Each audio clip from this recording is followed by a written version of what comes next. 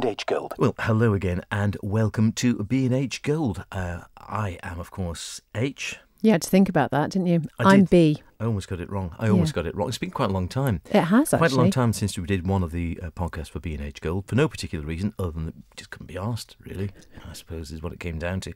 But if you've not been here before, it's basically B, that's her, and H, that's me, just chatting about things which sort of vaguely make us smile. And I was thinking while we're here, I was thinking about the Olympics a little bit. I mean, I was thinking, A, I hadn't seen much of it. B, it seems quite low-key this year. And C, I mean, just certain things like, I mean, the triathlon. And they said, we might have to make it like a biathlon because the river's full of poo. Oh, that's not good, is it? No, I didn't see that, actually. Oh, that's really not good. I think they have gone away with the ladies' one, but they were rather worried that rather like the Thames, I think at times full of pollution. that the Seine gets full of overflow sewage, and therefore the sort of amount of poo in the water might be a little bit too high, particularly if you're swimming for a mile or two. Oh, that's a really unpleasant thought. Can I just talk about a decathlon though? Because I saw a programme the other week about Daley Thompson. Do you remember Daley Thompson? I do remember Daley. He used to be the poster boy. He was. And I obviously was fairly young when he was rising to his sporting fame. So it was sort of like late 70s, early 80s. So I was aware of who he was, but I didn't know very much about him. And his is an incredible story. And I think for me, it really epitomises that idea that if you focus on a goal and you absolutely dedicate yourself to that, then you can achieve it. I mean, his was a real story that if you looked at him on paper, he had a little bit of a difficult background. I think he had a bit of a difficult relationship with his mum. But he had somebody else who sort of stepped into her place, who he called Auntie. I can't remember what her name was now, but she really supported him.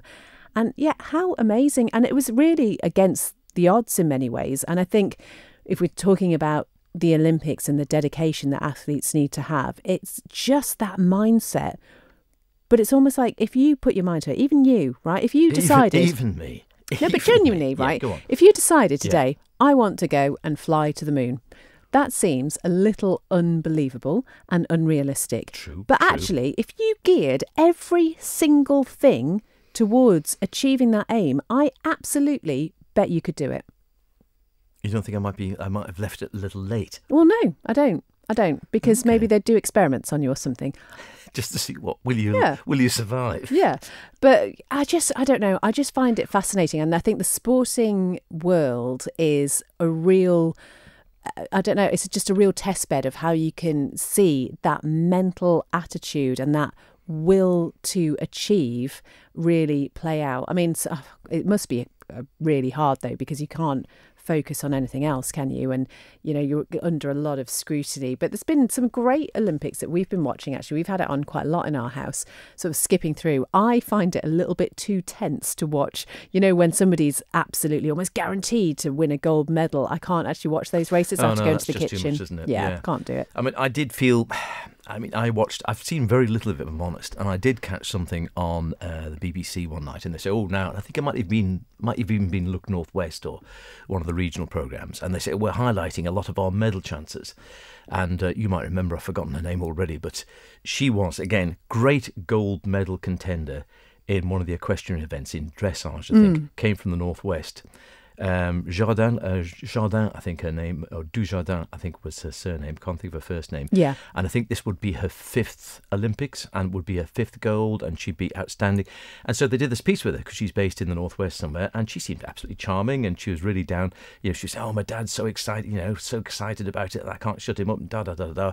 And she was talking about it, and she was showing her with her little son who was already on the horseback. And she said, I can't get him off, he's so excited.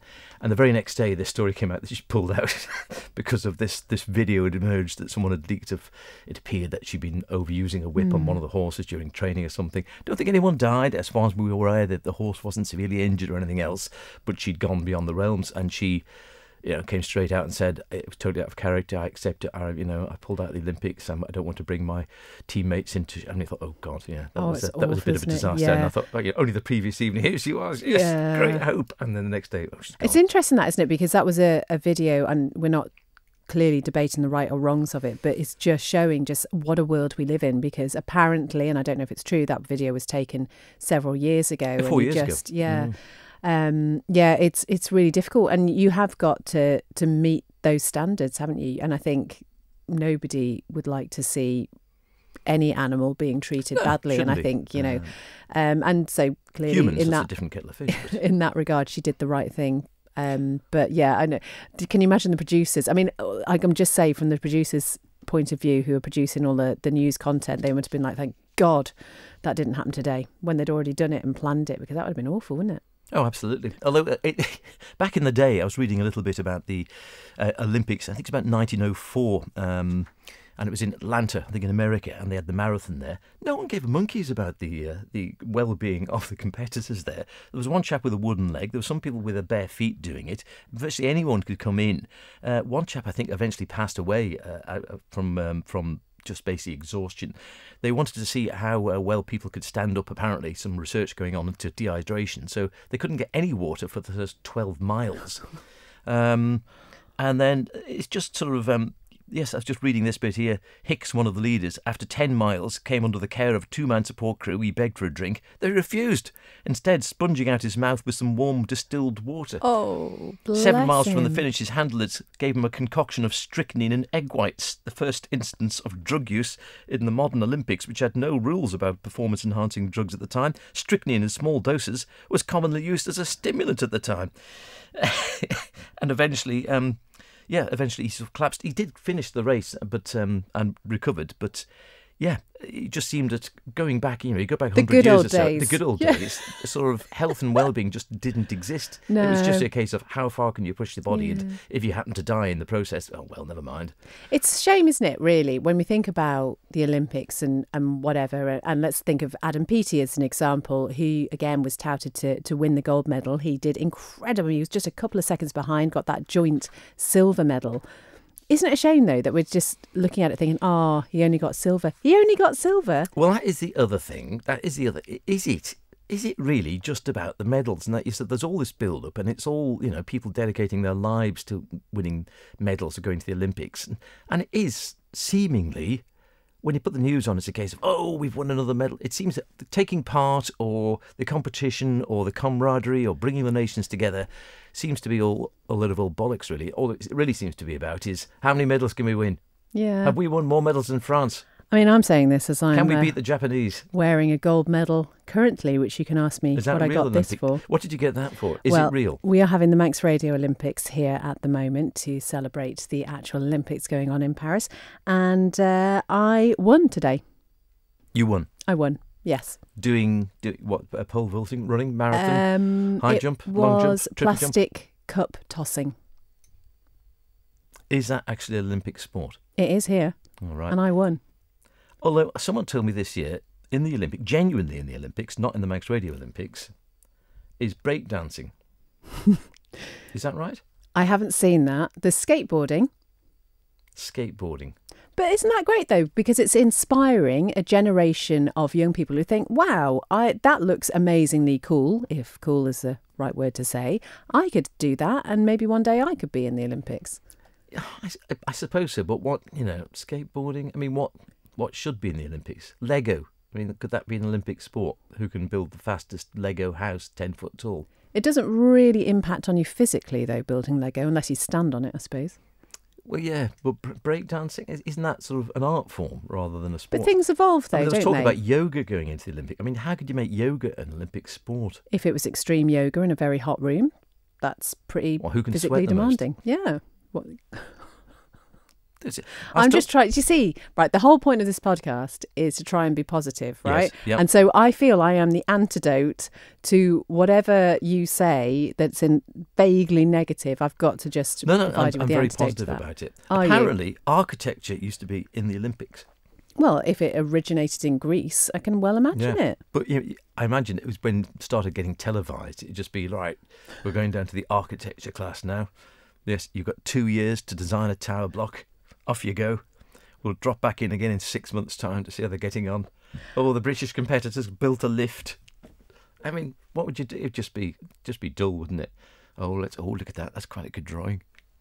I mean, there will be a market for it. There is a market for most things. yeah. Well, maybe.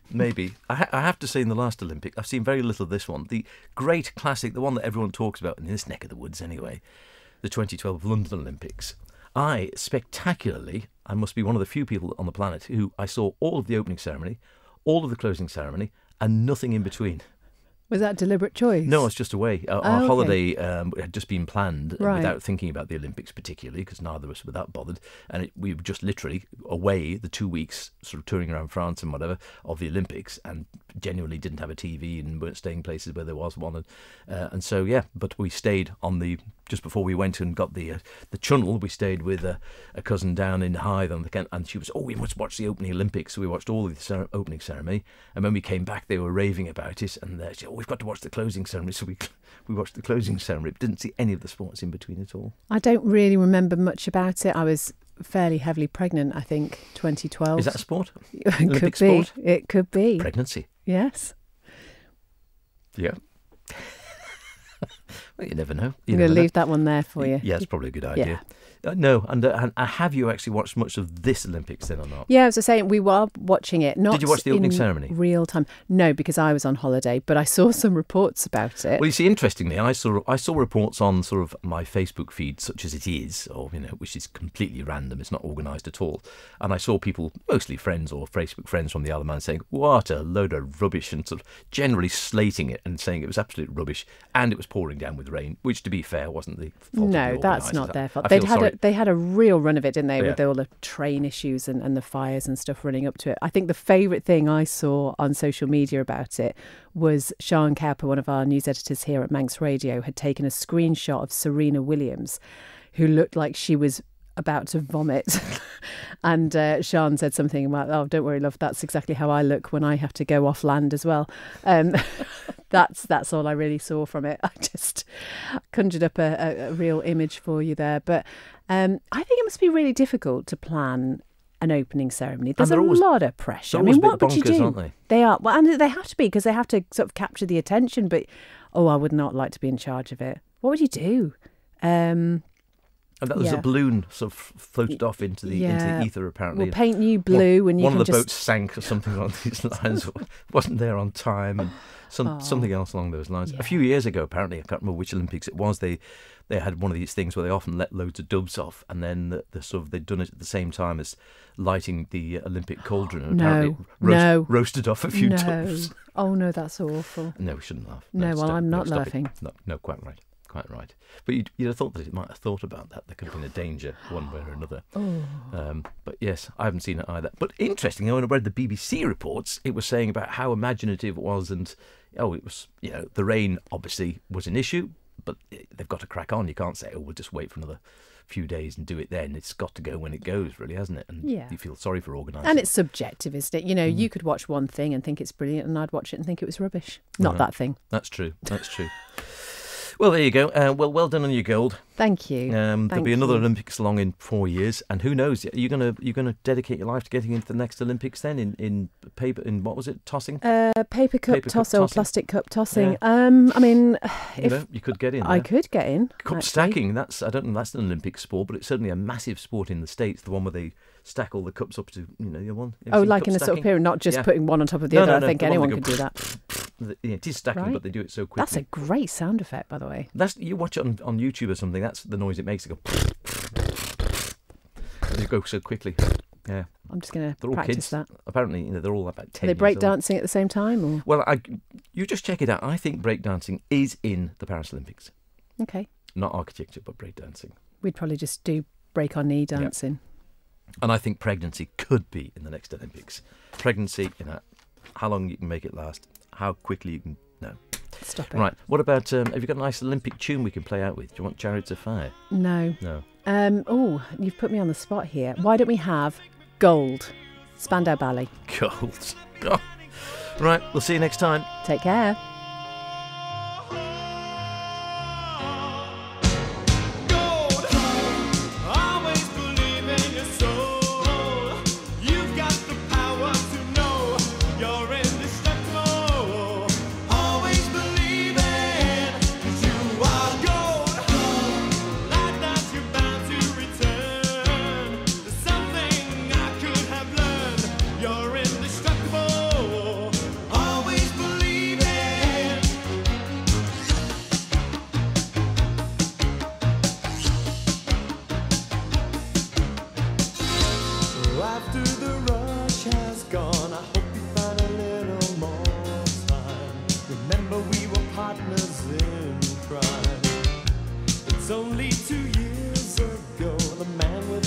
September.